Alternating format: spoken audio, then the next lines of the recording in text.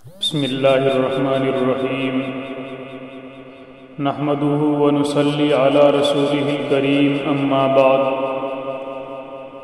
قال الله تبارك وتعالى في كلامه العظيم أعوذ بالله من الشيطان الرجيم بسم الله الرحمن الرحيم ونفخ في الصور فصعق من في السماوات ومن في الأرض إلا من شاء الله ثم نفخ فيه أخرى فإذا هم قيام ينظرون وأشرقت الأرض بنور ربها ووزع الكتاب وجيء بالنبيين والشهداء وقضي بينهم بالحق وهم لا يظلمون صدق الله العلي العظيم اللهم صل على سيدنا ومولانا محمد وبارك وسلم. عزیزان ملت، یہ جو آیت شریفہ میں نے آپ حضرات کے سامنے خطبے میں پڑھی ہے، اس کا ترجمہ یہ ہے، اللہ تبارک و تعالی فرما رہے ہیں کہ قیامت کے دن جب سور میں پھونک ماری جائے گی اور وہ پھونک ایسی ہوگی جس سے تمام آسمان اور زمین والوں کے ہوش اڑ جائیں گے.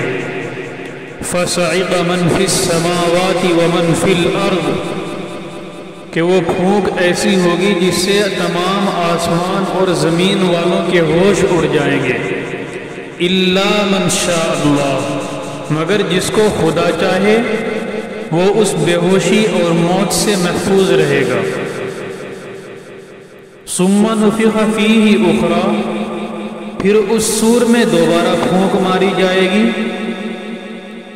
فَإِذَا هُمْ قِيَامٌ يَنْظُرُونَ، تو سب کے سب دفعتاً اچانک ہوش میں آ کر کھڑے ہو جائیں گے اور چاروں طرف دیکھنے لگیں گے اور زمین اپنے رب کے نور بے کیف سے روشن ہو جائے گی. وَوُضِعَ الْكِتَابُ،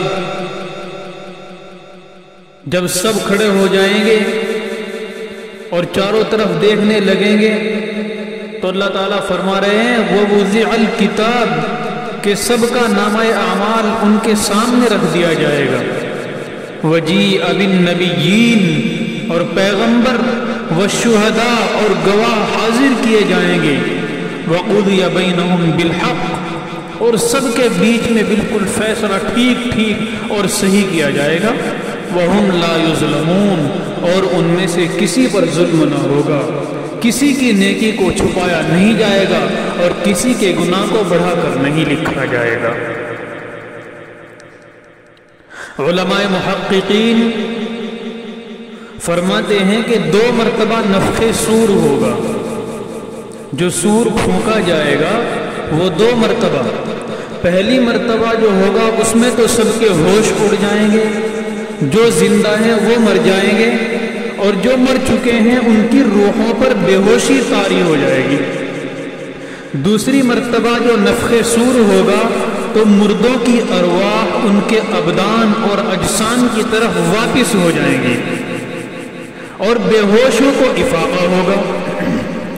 اس وقت میدان محشر کے عجیب و غریب منظر کو حیرت زدہ ہو کر تکتے رہیں گے. سب حیران اور سرگرداں پھریں گے، کسی کو کوئی راہ نظر نہیں آ رہی ہوگی. تو اللہ تبارک و تعالی قیامت کے دن اللہ کے دربار میں انبیاء اور ان کی امت کو حاضر کیا جائے گا. میزان عدل قائم کیا جائے گا، سب کے درمیان عدل و انصاف کا معاملہ کیا جائے گا. اسی کو اللہ پاک نے وَوُضِعَ الْكِتَابُ وَجِيءَ بِالنَّبِيِّينَ وَالشُّهَدَاء کے ذریعے ارشاد فرمایا ہے. بخاری شریف میں حضرت ابو سعید خدری رضی اللہ عنہ سے ایک روایت ہے کہ حضرت نوح علیہ السلام اور ان کی امت کو اللہ تعالیٰ نے دربار میں حاضر کیا. جب اللہ تبارک و تعالیٰ ان کو دربار میں حاضر کریں گے اور اللہ تبارک و تعالیٰ نوح علیہ السلام سے پوچھیں گے کہ اے نوح، آپ نے اپنی امت کے سامنے دین کی دعوت پیش کی تھی یا نہیں؟ تو حضرت نوح علیہ السلام جواب دیں گے، اے پروردگار عالم، 950 سال تک طوفان نوح سے پہلے میری نبوت کا دور رہا ہے، اور اس 950 سالہ دور میں میری امت میں 10-20 نسلوں کا سلسلہ رہا ہے، لیکن میری دعوت پر کسی بھی نسل نے لبیک نہیں کہا، سب نے میرے دین اور ایمان کا انکار کیا ہے۔ آخر کار بد دعا کرنی پڑی، جس کے نتیجے میں تو نے میری قوم پر طوفان کا عذاب نازل فرمایا۔ پھر اللہ پاک نوح علیہ السلام کی امت سے پوچھے گا کہ کیا تمہارے پاس دین کی دعوت پہنچی تھی یا نہیں؟ تو نوح علیہ السلام کی قوم میدان محشر میں اللہ تبارک و تعالیٰ کے دربار میں بھی جھوٹ بولے گی اور یہ کہے گی کہ ہمارے پاس کوئی بھی دین کی دعوت لے کر نہیں آیا، اور نہ ہی حشر و نشر، جنت جہنم، حساب و کتاب سے متعلق کوئی نذیر بشیر ڈرانے والا یا بشارت دینے والا نہیں آیا۔ تو اللہ تبارک و تعالی حضرت نوح علیہ السلام سے کہے گا کہ آپ مدعی ہیں اور آپ کی امت مدعا علیہ ہے، لہذا آپ اپنے دعوے کے ثبوت کے لیے گواہ پیش کریں۔ تو نوح علیہ السلام گواہی میں جناب محمد صلی اللہ علیہ وسلم اور ان کی امت کو پیش فرمائیں گے۔ تو نوح علیہ السلام کی قوم اس پر انکار کرے گی کہ محمد اور ان کی امت کو ہمارے بارے میں کیسے معلوم ہے، جبکہ وہ لوگ ہم سے ہزاروں ہزار سال کے بعد دنیا میں آئے تھے۔ تو اس پر امت محمدیہ یہ کہے گی کہ اے اللہ، تیرے سچے پیغمبر ہمارے پاس تشریف لائے تھے اور تیرا کلام ہمارے پاس موجود تھا، تیرے پیغمبر اور تیرا کلام جھوٹا نہیں ہو سکتا، تیرے پیغمبر نے بھی ہم کو بتلایا ہے اور تیرے کلام میں بھی موجود ہے کہ نوح علیہ السلام نے 950 سال تک ایمان کی دعوت پیش فرمائی ہے۔ اسی کو اللہ تبارک و تعالیٰ نے سورہ بقرہ کی آیت میں ارشاد فرمایا ہے، وَكَذَلِكَ جَعَلْنَاكُمْ أُمَّةً وَسَطًا لِتَكُونُوا شُهَدَاءَ عَلَى النَّاسِ وَيَكُونَ الرَّسُولُ عَلَيْكُمْ شَهِيدًا، کہ ایسے ہی ہم نے تم کو ایک عدل اور انصاف والی امت بنایا ہے تاکہ تم اور لوگوں پر گواہ بن جاؤ اور رسول تمہارے لیے گواہ ہے۔ قرآن کہہ رہا ہے لِتَكُونُوا شُهَدَاءَ عَلَى النَّاسِ، تاکہ تم دوسروں پر گواہ بن جاؤ۔ قرآن کہہ رہا ہے جَعَلْنَاكُمْ أُمَّةً وَسَطًا، ہم نے تم کو ایک عدل اور انصاف والی امت بنایا ہے۔ آج ہم اپنا ماحول دیکھیں، ہم کتنا انصاف کر رہے ہیں، اپنے بھائیوں سے لوٹ کھسوٹ رہے ہیں، ہر ایک کی یہ تمنا ہے کہ کسی طریقے سے اس کا مال میں لوٹ کھا جاؤں، اور اللہ تعالیٰ فرما رہے ہیں وَجَعَلْنَاكُمْ أُمَّةً وَسَطًا۔ چنانچہ ایک حدیث ہے، حضرت ابو سعید خدری رضی اللہ عنہ راوی ہیں، فرماتے ہیں کہ آپ صلی اللہ علیہ وسلم کا ارشاد ہے کہ قیامت کے دن حضرت نوح علیہ السلام کو بلوایا جائے گا اور پوچھا جائے گا کیا آپ نے دین کی دعوت پیش کی؟ تو حضرت نوح علیہ السلام فرمائیں گے اے میرے رب، بے شک میں نے اپنی قوم کو دعوت پیش کی۔ تو حضرت نوح علیہ السلام کی امت سے پوچھا جائے گا کہ تم کو دعوت پہنچی تھی یا نہیں؟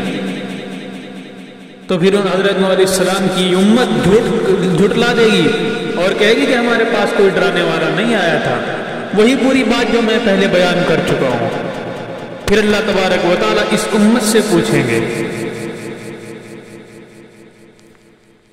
تو اللہ تبارک و تعالیٰ نے ہر امت کو نبی دیا ہے، رسول بھی دیے ہیں، بہت سی امتوں کو ڈرانے والا بشیر و نذیر بنا کر اپنے نبی اور رسول کو بھیجا ہے۔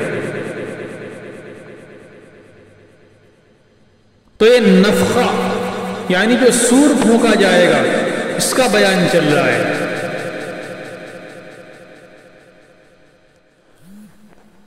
تو جب دوسرا سور پھونکا جائے گا ثم نفخ فیہ اخری فاذا هم قیام ینظرون، تو سب میدان محشر میں کھڑے ہو جائیں گے، سب ایک میدان میں جمع ہو جائیں گے۔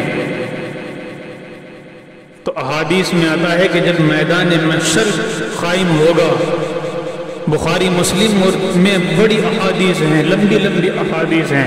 ان کا خلاصہ یہ ہے کہ جب تمام انسانوں کو میدان محشر میں کھڑا کر دیا جائے گا، اس وقت سورج کو بالکل قریب کر دیا جائے گا۔ بعض روایات میں آیا ہے کہ صرف 1 یا 2 میل کے فاصلے پر سورج ہوگا۔ ہر شخص اپنے اپنے پسینے میں ہوگا، کسی کا پسینہ اس کے ٹخنوں تک اور کسی کا گھٹنوں کے برابر اور کسی کا کمر کے برابر، کسی کا سینے کے برابر، اور کوئی اپنے پسینے میں تیر رہا ہوگا۔ ان ہولناک اور پریشان کن حالات میں لوگ شفاعت کے لیے حضرت آدم علیہ السلام کے پاس جائیں گے، وہ عذر پیش فرمائیں گے کہ میں آج سفارش نہیں کر سکتا، پھر حضرت نوح علیہ السلام کے پاس آئیں گے، پھر حضرت ابراہیم علیہ السلام کے پاس، حضرت موسیٰ علیہ السلام کے پاس اور حضرت عیسیٰ علیہ السلام کے پاس آئیں گے۔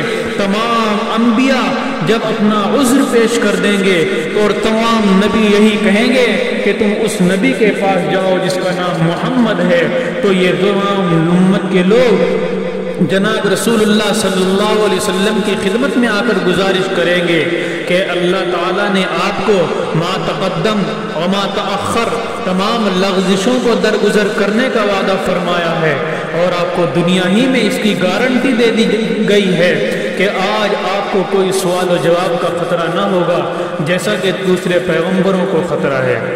اس کے بعد آپ صلی اللہ علیہ وسلم اللہ سے شفاعت فرمائیں گے،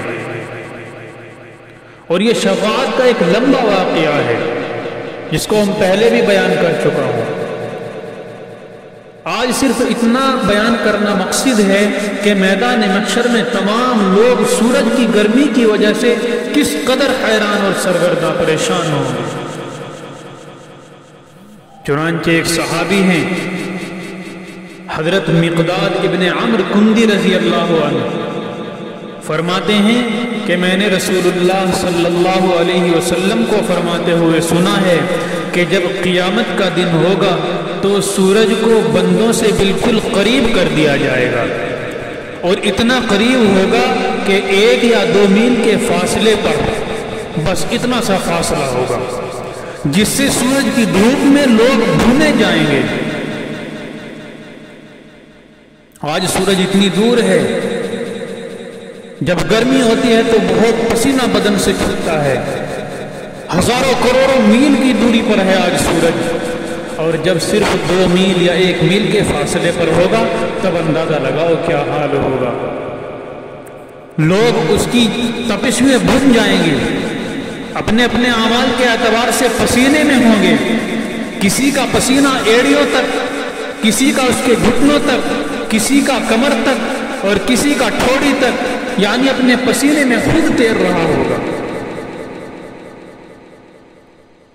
قیامت کے دن میدان محشر میں سورج کی گرمی کی وجہ سے تمام انسانوں کا کیسا خطرناک حال ہوگا، حضرت مقداد ابن عمرو کی روایت سے آپ کو معلوم ہو چکا ہے کہ کس قدر پریشانی اور حیرانی کا عالم ہوگا کہ لوگ اپنے اپنے پسینے میں تیریں گے۔ لیکن ایسے خطرناک اور پریشان کن حالات میں اللہ تبارک و تعالی 7 قسم کے لوگوں کو اپنے عرش کا سایہ عطا فرمائے گا۔ عرش کا سایہ کیا ہے؟ بلکہ اللہ تبارک و تعالیٰ کے یہاں کہ جو قدرتی ایئر کنڈیشن ہوا ہے، اے سی کی جو ٹھنڈک ہے، وہ ان 7 لوگوں کو حاصل ہوگی۔ قرآن کریم میں اللہ تبارک و تعالیٰ نے سورہ نساء میں ارشاد فرمایا وَنُدْخِلُهُمْ ظِلًّا ظَلِيلًا، کہ ہم ان کو ایسی گہری اور گنجان چھاؤں میں جب کریں گے جو آفتاب کی دھوپ سے بالکل محفوظ ہوگی۔ ان 7 کی تفصیل سے قبل حدیث کے الفاظ سن لیں، اس کے بعد انشاءاللہ حدیث شریف کی وضاحت ہوگی۔ حدیث شریف میں نبی اکرم صلی اللہ علیہ وسلم نے فرمایا سبعۃ یظلھم اللہ فی ظلہ یوم لا ظل الا ظلہ، کہ 7 آدمی ایسے ہیں کہ جن کو اللہ تبارک و تعالیٰ کے سائے کے علاوہ کوئی اور سایہ حاصل نہ ہوگا۔ الامام العادل، حاکم بادشاہ، وشاب نشأ فی عبادت ربی، وہ نوجوان جس نے اپنے رب کی عبادت میں پرورش پائی، ورجل قلبہ معلق فی المساجد، نمبر 3 وہ شخص جس کا دل مسجدوں میں اٹکا رہتا ہے۔ نمبر 4 رجلان تحابا فی اللہ اجتمعا علیہ وتفرقا علیہ، وہ 2 آدمی جو اللہ کے لیے محبت رکھتے ہیں، اسی کے لیے ملاقات کرتے ہیں اور اسی کے لیے جدا ہوتے ہیں۔ نمبر 5 ورجل طلبته ذات منصب وجمال فقال انی اخاف اللہ۔ نمبر 5 وہ شخص جس کو کوئی صاحب منصب، خوبصورت عورت، مالدار عورت، خوبصورت عورت خواہش پوری کرنے کے لیے بلائے اور وہ شخص یہ جواب دے کہ میں اللہ سے ڈرتا ہوں۔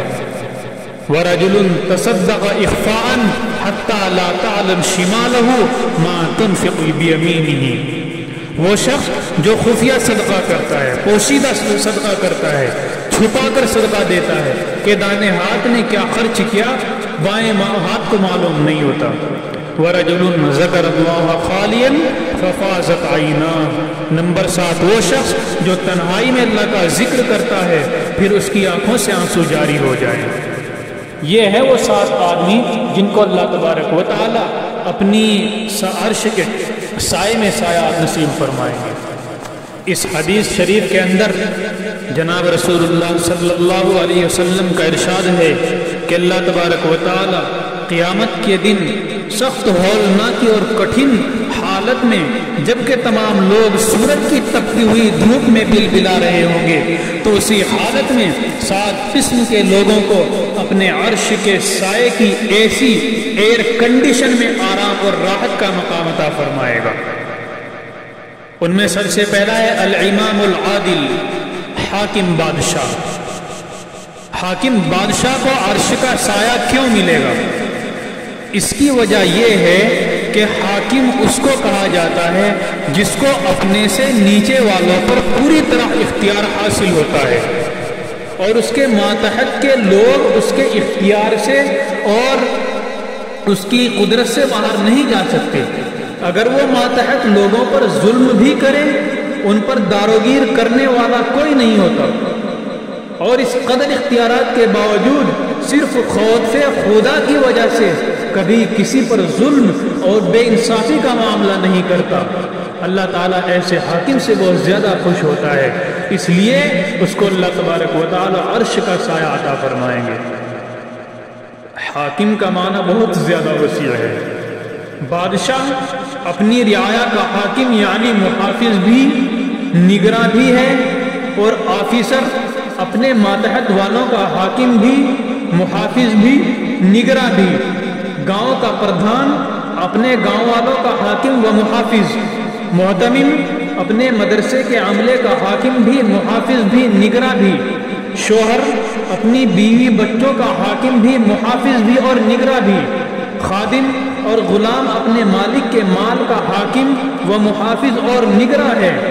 غرض یہ کہ ہر شخص اپنے ماتحت کا حاکم اور محافظ ہوتا ہے، اور قیامت کے دن اللہ تبارک و تعالی ہر انسان سے یہ سوال کرے گا کہ تم نے اپنے ماتحت لوگوں کا حق کہاں تک ادا کیا۔ حدیث شریف میں آتا ہے کلکم راعٍ، کہ تم میں سے ہر شخص چرواہا ہے۔ چرواہا اس لیے جس طریقے سے چرواہا اپنی بھیڑ بکریوں کا نگراں ہوتا ہے کہ کہیں یہ بھیڑ بکری دوسرے کے کھیت میں سے نہ چر لے، تو اسی طریقے سے اللہ کے رسول نے فرمایا کلکم راعٍ، کہ ہر شخص محافظ ہے، وکلکم مسئول عن رعیتی، اور ہر شخص سے اس کی رعایا کے بارے میں سوال کیا جائے گا کیا برتاؤ کیا۔ اللہ تبارک و تعالی ہر انسان سے یہ سوال کرے گا کہ تم نے اپنے ماتحت لوگوں کا حق کیسے ادا کیا، کہاں تک ادا کیا، ان پر کیا ظلم کیا، ان کی کہاں تک حفاظت کی، ان کے ساتھ کہاں تک خیر خواہی کی۔ بادشاہ سے سوال ہوگا تم نے اپنی رعایا پر کیا ظلم کیا، کیا انصاف کیا، کیا حق ادا کیا۔ آفیسر سے سوال ہوگا تم نے اپنے ماتحت لوگوں پر کیا ظلم کیا، کیا انصاف کیا، کیا حق ادا کیا۔ حکام سے سوال ہوگا تم نے اپنے علاقے پر کیا ظلم کیا، کیا انصاف کیا، کہاں رشوت لے کر کن کا کام کیا۔ اداروں کے ذمہ داروں سے سوال ہوگا، تم نے ادارہ اور اس کے عملے کے ساتھ کیا کیا خیر خواہی اور انصاف کا معاملہ کیا۔ شوہر سے سوال ہوگا، تم نے اپنے بیوی بچوں کے ساتھ کیا معاملہ کیا، کیا ظلم کیا، کیا انصاف کیا، ان کا کیا حق ادا کیا۔ حتیٰ کہ خادموں اور نوکروں سے بھی سوال ہوگا کہ تم نے اپنے مخدوم اور مالک کی چیز کی کہاں تک حفاظت کی، کیا نگرانی کی۔ حدیث شریف کے الفاظ عبداللہ ابن عمر فرماتے ہیں انہو سمع رسول اللہ صلی اللہ علیہ وسلم یقول کلکم راع وکلکم مسئول عن رعیتی فالامام راع وہو مسئول عن رعیتی، کہ تم میں سے ہر شخص سے سوال کیا جائے گا اپنی رعایا کے بارے میں۔ یہ حدیث شریف کے الفاظ ہیں۔ چنانچہ ان 7 لوگوں میں سے جن کو اللہ تبارک و تعالیٰ اپنے عرش کا سایہ عطا فرمائیں گے، ان میں سب سے پہلا الامام العادل، اور عدل کرنے والے 2 بادشاہ بہت مشہور گزرے ہیں، سیدنا عمر ابن خطاب رضی اللہ تعالی عنہ خلیفہ ثانی، جن کے بارے میں اللہ کے رسول نے ارشاد فرمایا کہ جس راستے سے عمر گزر جائے شیطان بھی نہیں گزرتا، شیطان بھی دیکھ کر بھاگ جاتا ہے۔ خلیفہ ثانی عمر رضی اللہ عنہ، ان کا انصاف، ان کا عدل پوری دنیا میں 4 دانگے عالم میں مشہور ہے۔ حضرت عمر رضی اللہ عنہ کی عدلیہ سے دنیا کی بڑی بڑی حکومتوں نے عدل و انصاف کا قانون بنایا ہے، مگر حضرت عمر ابن عبدالعزیز کو چھوڑ کر بعد کے آنے والے کسی بھی حاکم کو حضرت عمر رضی اللہ عنہ کے عدل اور انصاف کو عملی جامہ پہنانے میں کامیابی حاصل نہ ہو سکی۔ حضرت عمر کے بعد عمر ابن عبدالعزیز نے وہی طریقہ، وہی روش اپنائی جو حضرت عمر ابن خطاب رضی اللہ عنہ کی تھی۔ ان کے علاوہ کسی بھی حاکم کے اندر رعایا کے لیے وہ درد تاریخ نے نہیں بتایا جو حضرت عمر رضی اللہ عنہ کے اندر غربا، مساکین اور کمزوروں کا درد رہا ہے۔ چنانچہ 2 ایسے واقعے ہیں کہ جو حضرت عمر رضی اللہ عنہ کی زندگی کے اہم واقعے ہیں۔ بخاری شریف میں حضرت عمر رضی اللہ عنہ کے آزاد کردہ غلام حضرت زید ابن اسلم کے والد حضرت اسلم فرماتے ہیں کہ حضرت عمر رضی اللہ عنہ کے ساتھ میں بھی تھا۔ وہ بازار تشریف لے گئے، وہاں ایک جوان عورت نے آ کر حضرت عمر رضی اللہ عنہ سے کہا، اے امیر المؤمنین، میرا شوہر ہلاک ہو چکا ہے، میرے چھوٹے چھوٹے بچے ہیں، اور میں حضرت خفاف ابن ایما غفاری جو اہل حدیبیہ میں سے ہیں ان کی بیٹی ہوں۔ اس عورت کی پوری گفتگو اطمینان سے سنی اور فوراً ایک عمدہ ترین اونٹ اور اس پر ڈوبوری ضروریات زندگی کا ساز و سامان لاد کر فوراً اسی وقت اس عورت کے حوالے کر دیا۔ اس کام کے لیے کسی خادم کو بھی حضرت نے حکم نہیں فرمایا، خود عورت کے حوالے کر کے اس کو تسلی دی۔ رعایا کے ساتھ ایسی نرمی اور عدل و انصاف دنیا کے چھوٹے بڑے کسی حاکم سے سننے میں نہیں آئی۔ حضرت عمر کا دوسرا واقعہ اسد الغابہ فی معرفت الصحابہ میں ملتا ہے کہ حضرت عمر رضی اللہ عنہ کے خادم اور آزاد کردہ غلام حضرت اسلم فرماتے ہیں کہ ایک رات حضرت عمر رضی اللہ عنہ مدینۃ المنورہ کی آبادیوں میں گشت فرمانے لگے، میں بھی ساتھ تھا۔ مدینۃ المنورہ کے ایک کنارے میں ایک بیوہ عورت نے چولہا جلا کر اس پر ایک ہانڈی رکھ دی، بچے اس کے چاروں طرف بھوک کے مارے روتے ہوئے بلبلا رہے ہیں۔ حضرت عمر نے وہاں پہنچ کر عورت سے حالات معلوم کیے۔ عورت نے کہا کہ بچے بھوکے ہیں، میں نے ان کو بہلانے کے لیے چولہے پر پانی کی ہانڈی رکھ دی ہے تاکہ بچے یہ سمجھ کر بہل جائیں کہ کچھ پک رہا ہے اور اسی میں سو جائیں۔ جب عورت کی یہ بات حضرت عمر رضی اللہ عنہ نے سنی تو وہاں بیٹھ کر بہت روئے۔ پھر اسی وقت فوراً صدقات کے بیت المال میں پہنچ کر ایک بوری اناج اور کھانے میں ضرورت کی جو چیزیں ہو سکتی تھی وہ سب لے کر خادم حضرت اسلم سے فرمایا کہ اس کو میری پیٹھ پر لاد دو۔ خادم نے بہت ضد کی کہ حضرت مجھے اجازت مرحمت فرمائے میں اٹھا کر لے جاؤں۔ اس پر حضرت عمر نے ارشاد فرمایا کہ قیامت کے دن تم سے اس بارے میں سوال نہ ہوگا، سوال تو مجھ سے ہوگا، اس لیے میں ہی لے جاؤں گا، میری پیٹھ پر لاد دو۔ چنانچہ حضرت عمر رضی اللہ عنہ نے خود اٹھا کر اس عورت کے پاس لا کر حوالے کر دیا۔ اسی وقت حضرت عمر رضی اللہ عنہ نے اپنے آپ اپنے ہاتھ سے کھانا پکا کر عورت اور اس کے بچوں کو کھلایا۔ حضرت اسلم رضی اللہ عنہ جو حضرت عمر کے خادم تھے وہ فرماتے ہیں کہ حضرت عمر کی داڑھی کافی گھنی تھی، چولہے میں پھونک مارنے کی وجہ سے اس گھنی داڑھی میں دھواں جمع ہو چکا تھا۔ میں اپنی آنکھوں سے دیکھ رہا تھا۔ اللہ اکبر، یہ ہے حاکم عادل کا معاملہ جو اپنی ادنا رعایا کے ساتھ ہے۔ مل سکتی ہے ایسی نصیب؟ غور کرو، فلسطین کے حالات کو دیکھو، وہاں کے بچے بھوک میں بلبلا رہے ہیں، قریبی ملک عیاشیوں میں مبتلا ہیں، مندروں کا افتتاح کر رہے ہیں۔ مل سکتا ہے ایسا کوئی حاکم؟ تاریخ میں ایک دوسرا حاکم،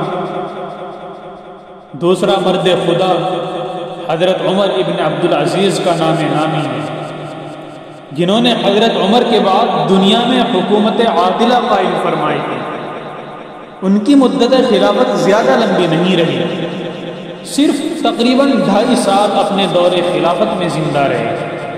اس کے بعد خود ان کے خاندان بنو امیہ نے ان کو زہر دے کر شہید کر دیا تھا، اور یہ مقام حمص میں مدفون ہے۔ ان کی پوری مدت خلافت عبرت اور نیک نامی سے ایک عبارت ہے۔ ہم چند واقعات بیان کریں گے۔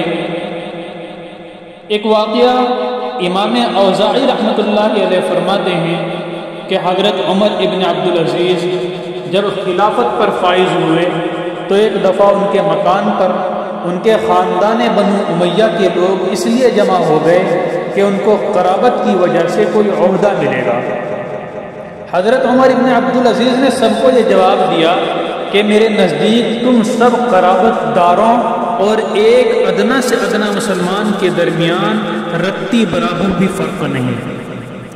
وہ چونکہ عدل اور انصاف کی سطح پر نظام سلطنت قائم کرنا چاہتے تھے، اس لیے بنو امیہ کے تمام ظالم ناانصاف حکام کو معزول کر دیا اور تمام مسلمانوں کے درمیان حکومت عادلہ قائم فرما دی، اور جو فوجی دستہ ان کی حفاظت کے لیے تھا اس سے کہہ دیا کہ میں عام مسلمانوں کی طرح ایک مسلمان ہوں، مجھے حفاظتی دستہ اور اس بھیڑ کی کوئی ضرورت نہیں۔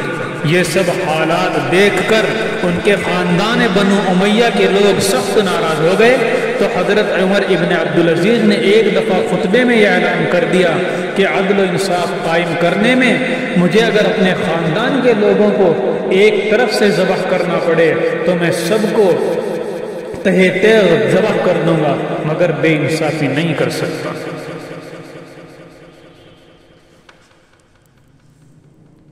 ایک واقعہ اور بہت مشہور ہے۔ حضرت امام حماد ابن زید موسیٰ ابن الیمن الراعی سے نقل فرماتے ہیں کہ موسیٰ ابن ایمن الراعی حضرت عمر ابن عبدالعزیز کے دور خلافت میں ایران کے مشہور علاقے کرمان میں محمد ابن عیینہ کی بکریاں چرانے پر مامور تھے۔ وہ فرماتے ہیں کہ ایک چراگاہ میں بکریاں، شیر، بھیڑیے ایک ساتھ چرا کرتے تھے۔ کبھی کسی شیر یا بھیڑیے نے بکریوں پر حملہ نہیں کیا۔ انسانوں سے جب ظلم اٹھ گیا تو جانوروں اور درندوں سے بھی ظلم ختم ہو چکا تھا۔ مگر جس وقت حضرت عمر ابن عبدالعزیز رحمۃ اللہ علیہ کی وفات ہوئی، عین اسی وقت یہاں پر ایک بھیڑیے نے ایک بکری پر حملہ کر دیا۔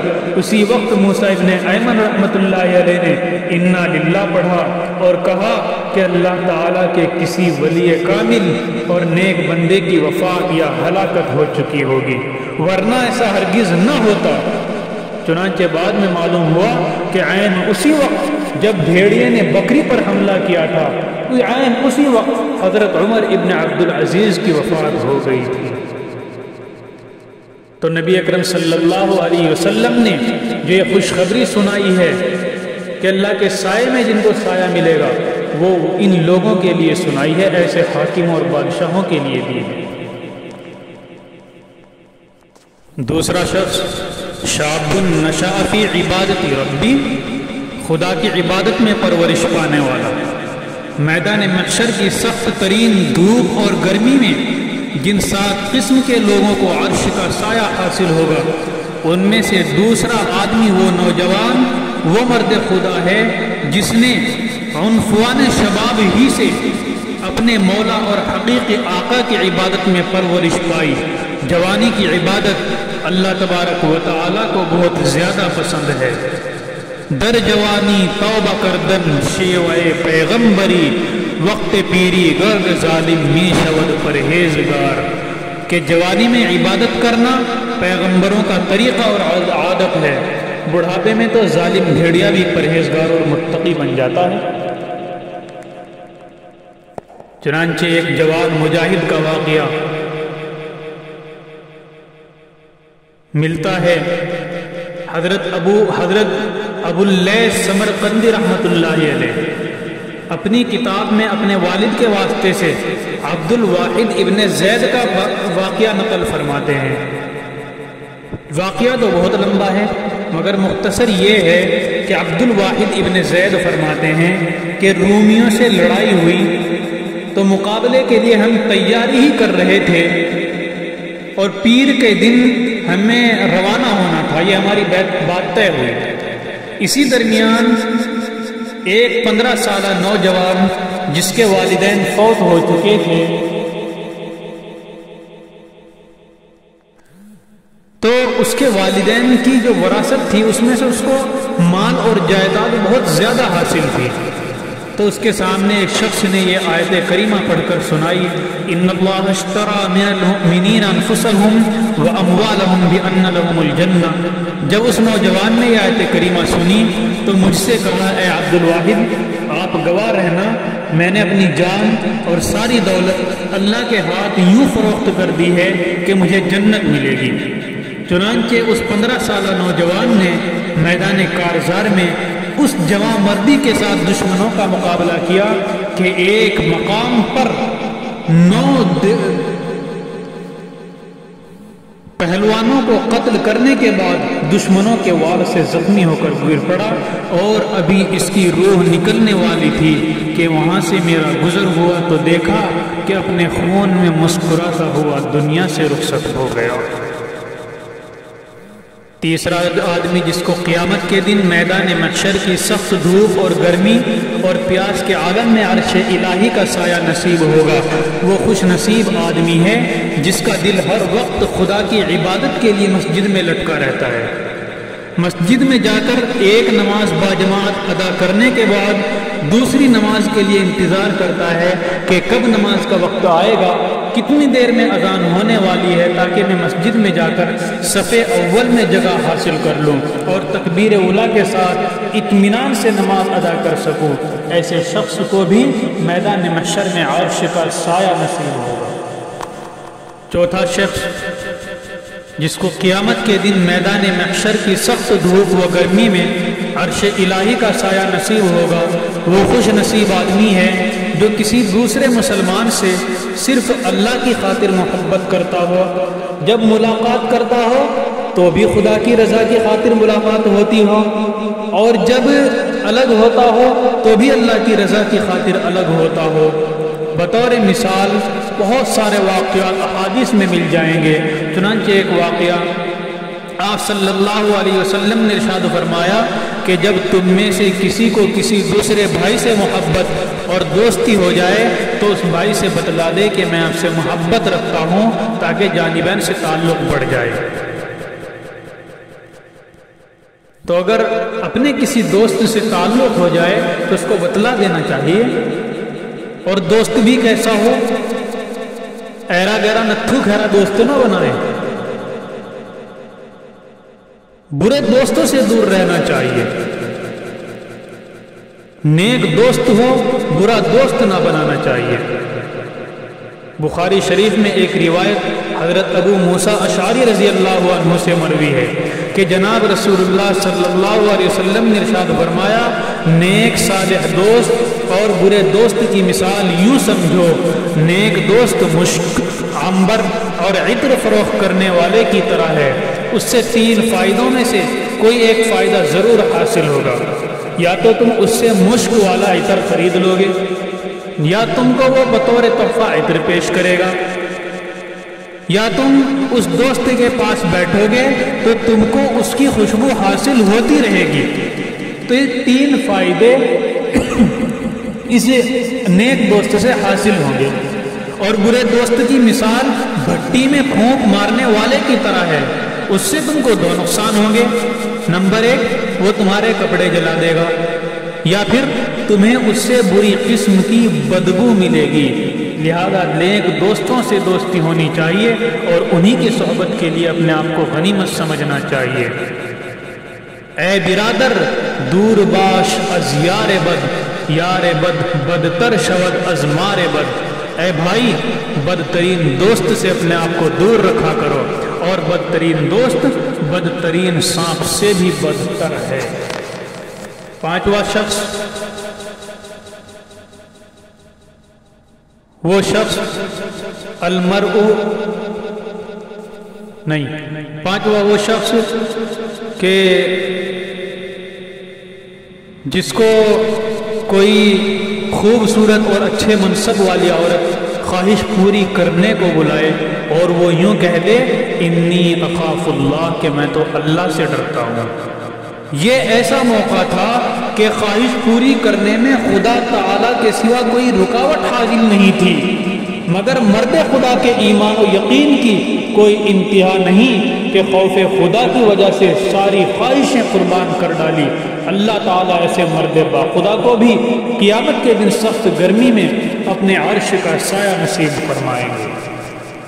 تنہائی کے حالت میں خوف خدا کی وجہ سے خوبصورت اور جمال بے مثال عورتوں کے پنجوں سے چھٹکارا پا لینا، یہ پیغمبرانہ صفت اور اللہ تبارک و تعالیٰ کی غیبی نصرت ہے۔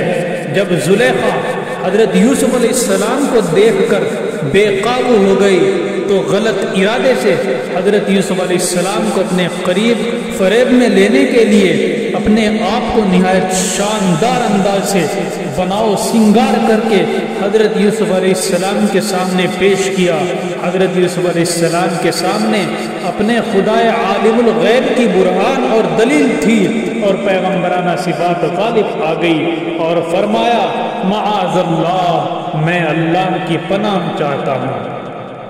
چنانچہ حضرت یوسف علیہ السلام کسی طریقے سے دروازہ کھول کر جب بھاگنے لگے اور عورت نے پیچھے سے کرتا پکڑ کر کھینچا تو حضرت یوسف علیہ السلام عورت کے پنجے سے خدا کی مدد سے بھاگ نکلنے میں کامیابی حاصل کر لی۔ یہاں حضرت یوسف علیہ السلام کا پورا واقعہ بیان کرنا مقصد نہیں ہے، بلکہ صرف یہ بیان کرنا ہے کہ ایسے حالات میں جمال بے مثال عورتوں کے پنجوں سے اپنی عصمت، اپنی عفت کو بچا کر نکل جانا زبردست آزمائش اور امتحان ہے۔ اس امتحان میں جس نے کامیابی حاصل کر لی اس کو پیغمبروں کی صفت میں شامل کیا جائے گا۔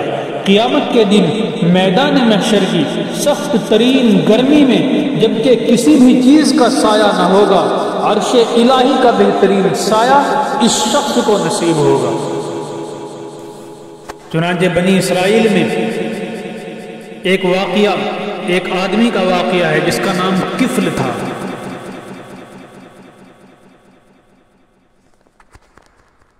اس کا واقعہ، یہ جو شخص تھا کفل نام کا، یہ بہت مالدار تھا، ہر معصیت اور گناہ میں پیسہ خرچ کرتا تھا۔ ایک دفعہ ایک غریب عورت اس سے قرض لینے آئی تو اس نے کہا کہ میں نے تم کو اس شرط پر 60 دینار دینے کا وعدہ کرتا ہوں کہ تم مجھ کو منہ کالا کرنے اور بدکاری کا موقع دو۔ عورت مجبور تھی، غریب تھی، آمادہ ہو گئی۔ جب کفل اس عورت پر منہ کالا کرنے کے لیے بیٹھنے لگا تو عورت کے ہاتھ، پیر اور پورے بدن میں لرزہ طاری ہو گیا، کپ کپا اٹھی پوری عورت۔ تو کفل نے کہا میں نے تم پر زور زبردستی تو نہیں کی؟ عورت نے کہا نہیں، مگر میں نے ایسا کام کبھی نہیں کیا، لیکن بھوک کی وجہ سے اس پیسے کی ضرورت نے مجھے مجبور کر دیا ہے۔ میرے بچے بھوک سے بل بلا رہے ہیں، ان کی خاطر آمادہ ہونا پڑا۔ جب کفل نے یہ سنا تو فوراً عورت کو چھوڑ دیا اور خدا کا خوف غالب آ گیا، اور عورت سے کہا کہ میں نے تم کو وہ پیسہ یوں ہی دے دیا، لے جاؤ اپنے بچوں کی ضرورت پوری کر لو۔ اب اس کا کیا نتیجہ ہوا کہ ہمیشہ کے لیے اللہ تعالیٰ سے اس آدمی نے توبہ کر لی کہ اب آئندہ کبھی گناہ کا کام نہیں کروں گا۔ اس واقعے میں کفل نے جو عین وقت میں اپنے نفس پر کنٹرول کر لیا وہ صرف خدا کے خوف سے کیا ہے۔ یہ بہت بڑی آزمائش اور بہت بڑا امتحان ہے جس میں کفل کو کامیابی ہوئی۔ اتفاق سے اسی رات کفل کا انتقال ہوا اور اس کے دروازے کی چوکھٹ پر صبح کو لکھا ہوا تھا کہ اللہ تعالیٰ نے کفل کی مغفرت فرما دی، قد غفر اللہ الکفل۔ یہ شخص بھی قیامت کے دن عرش الہی کے سائے کا مستحق ہے۔ چھٹا شخص جس کو قیامت کے دن میدان محشر میں سخت ترین دھوپ اور گرمی کی پریشانی میں عرش الہی کا سایہ نصیب ہوگا، وہ خوش نصیب آدمی ہے جو ایسے خفیہ طور پر صدقہ کرتا ہے کہ دائیں ہاتھ نے جو خرچ کیا بائیں ہاتھ کو خبر نہیں، یعنی قریب سے قریب ترین شخص کو بھی اس کی خیرات اور صدقے کی خبر نہیں ہو سکی۔ اللہ تبارک و تعالیٰ کو ایسا خفیہ صدقہ بہت زیادہ پسند ہے۔